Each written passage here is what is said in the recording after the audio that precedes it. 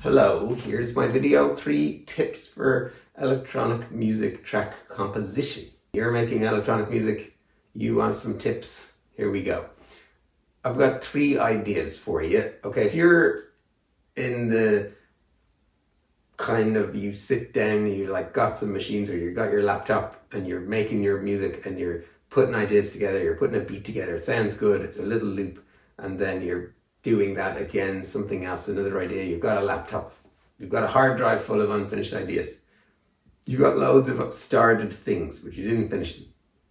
This is like the age-old thing. It's easy to throw a few things together and you start getting somewhere and then it just fizzles out, peters out. So I did this video a while ago on composition using a structure. And actually I should make an update to that video because I've made a track that's nearly finished with that same structure that I used, which was a 32 bar AABA. And also since then I came across another producer who uses a very interesting structure, which I want to make a video about. But in this video I've got 3 ideas which are different from that, but related to composing. Okay, so here's idea number 1. What if you just think up a track in your head? Yeah. You're walking along outside, that's where I like to do it, or you're wherever. You don't need any equipment. You can be swimming, you can be walking, you can be whatever, sitting on a park bench. You just try to think and imagine up a track in your head. And you need to capture the idea in some way. If you have a really good memory, you can just remember it. But I would not rely on my memory for that. So I would try and capture it in a recorder, voice recorder, just even saying what it sounds like, or making sounds with your mouth, or doing like writing it down in words on a piece of paper, describing the track so you can recall it again. Okay, it should be like the whole track, ideally, not just an idea. And then you've got it all sketched out, you go home, you make the track, even if it doesn't match exactly your idea, it's more the idea of, that's what composing is. It's like seeing the vision of it and then creating it. It's not easy, it's not like the easy solution to that problem, but it's something to try, something to aim for, it's something to give it a go. Okay, so I've done it quite a few times. I don't do it all the time, that's not what I'm saying. There's no like rules, there's no do it this way all the time. There are different ways, try different ways, don't get stuck in the same way. Getting stuck in the same way is not a good idea. So don't do this one every time, but try this one. Okay, I did it one time, I had an idea for a Christmas song. You know, every music maker talks about like making a Christmas hit so you can make a lot of money. But I tried it and I didn't make any money. But you never know. So Christmas is coming. So it's called Electronic Christmas. It's called Electronic Christmas. It's like a vocoder kind of workout, which I got a little video made for by, on Upwork or Fiverr or whatever. Paid like 20 quid for some video and After Effects thing or whatever. It's not great. Might get a different one. Different Fiverr. Anyway, yeah, it has gotten a few radio plays and whatnot, and every year I bring it back out. It's like 3 years old, but it's like a 303 acidy thing. But anyway, the point about that one was it did come to me, the idea, start to finish, and I kind of sang it into a voice recorder, my phone, or whatever it was, and then I made the track. The process of making that track, I was super happy with the process and the result from initial idea to final product. And it was mastered by Northworks. Shout out Northworks. Okay, so idea number 2 for composing is the idea that you record something on an instrument. Because a lot of times I know a lot of electronic music producers will go to Ableton or Logic or a synth or a drum machine, and they'll program something, and that will be the initial idea, which is mostly how I work too. It's mostly programming something. But what about this? What about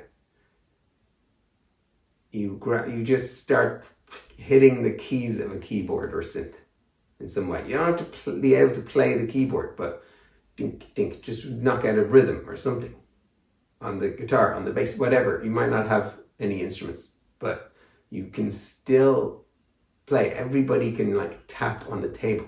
What about that? Tap a beat. Start with yourself playing a beat. It does a few things. It makes you think musically. If you program in beats with a pencil, you could be just doing anything non-musical, just putting figures in a spreadsheet. You might as well be an accountant. Okay? If you there's something musical going on there. If you tap your table, the idea of these two things. You know what's interesting? If I do this, daga daga da.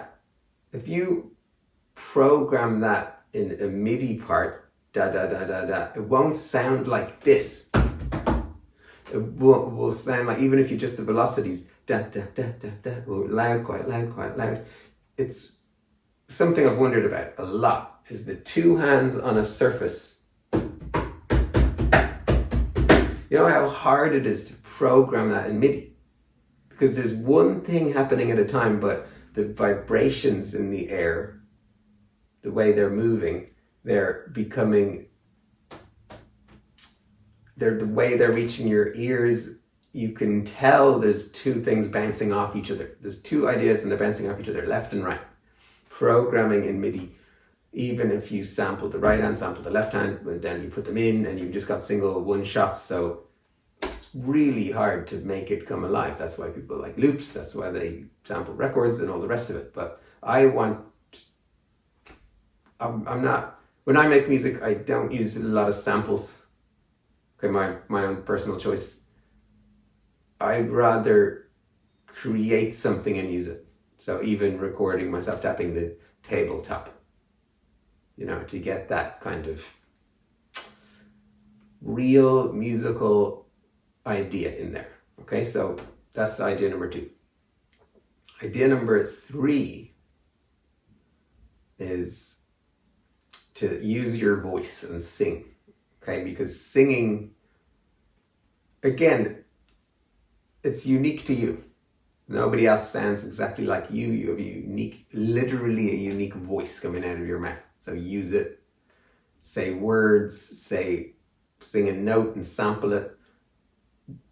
Literally make it any sound with your mouth and throat and try and use it. It could be sound design, it could be, I think if you get used to trying to make tracks with your voice, you know, beatboxing sort of, but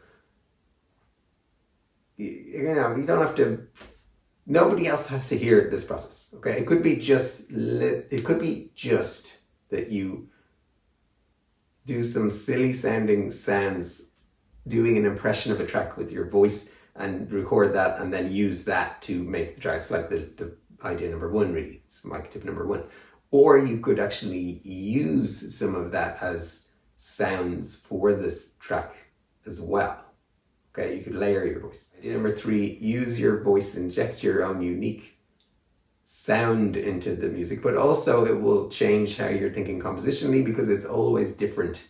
If you just program a 4/4 kick, boom, boom.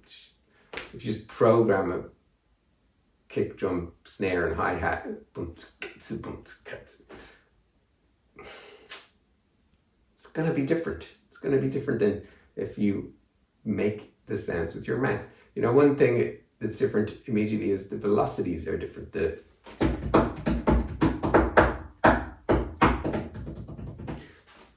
Each note is subtly different. Okay, each time it's more real and alive. You program it in, it's just identical, so it's a bit dead. Okay, like if you watch my video about the Tate Modern Aphex listening thing, what the big take home for me was, like say number 3 rhubarb or whatever. I've listened to it again since then, and it's really obvious when you're looking out for it, when you're listening for it, every single note is unique.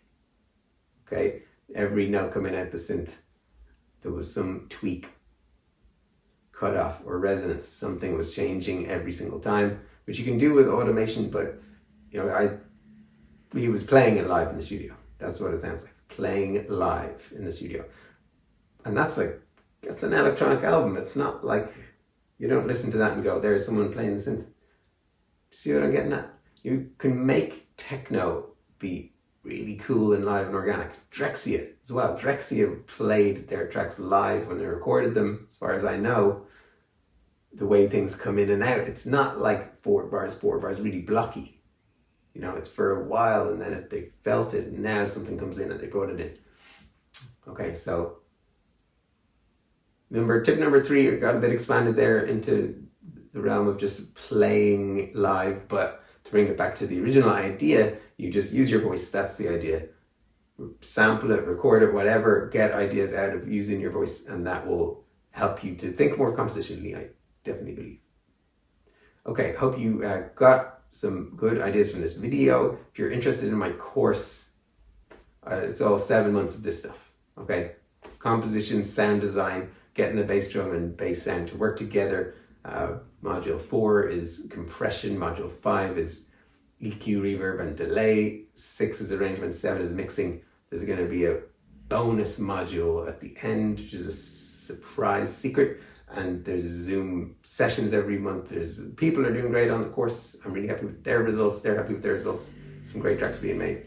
It's just a good way for you to focus your energies on your music making. If you're into similar music to me, which is techno, Aphex, IDM, Square Pusher, all the great stuff, Boards of Canada, Otekra, techno, Jeff Mills, Underground Resistance, all that good stuff. I'm a big fan. Dan Curtin, Jordan, GCZ, house music, dance music, club music, bass music, Hassel Audio, UK Garage. Really wide range of influences I have, and jazz and soul and funk and all that. But anyway, that's beside the point. It's about having a bit of structure. It's too hard to learn on your own. It's my opinion. Now, I never learned on my own, myself. I studied jazz at college. I always went to a guitar teacher when I was a teenager, and then later on I struggled with electronic music for a long time because I didn't have a teacher. Tried to learn from people, but it was no, when I was learning at first, it was no like courses that I knew about. I did later on courses, but actually I learned more in mentoring, in having a mentor myself. Several mentors, Red Rackham, Funk Devoid, Jordan, GCZ, all the kinds of great mentors teaching me how they do things in production and composition and thinking about it. It's a process that I've been working on a long time. Anyway, I'm rambling.